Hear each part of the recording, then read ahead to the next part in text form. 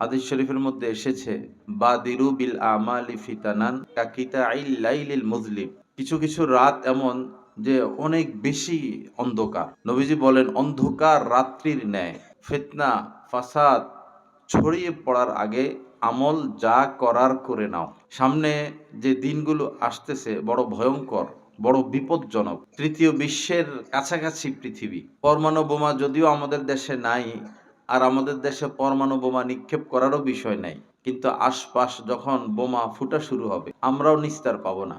এমন যুদ্ধের কথাও কিতাবে আছে যে এত মানুষ মারা যাবে, যুদ্ধে এত মানুষ মারা যাবে, এত লাশ পড়বে, লাশের এত দুর্গন্ধ থাকবে, পাখি শুধু আকাশে উঠতে থাকবে, পাখি নিচে নামার পরিবেশ পাবে না। এত দুর্গন্ধ, এত লাশ আকাশে উঠতে থাকবে, আকাশে উঠতে থাকবে, উঠতে উঠতে তারা আকাশে মারা যাবে, এত লাশ পড়বে। ওই রকম যুদ্ধ তো মনে হয় পৃথিবীতে এর আগে হয় নাই, সামনে হবে।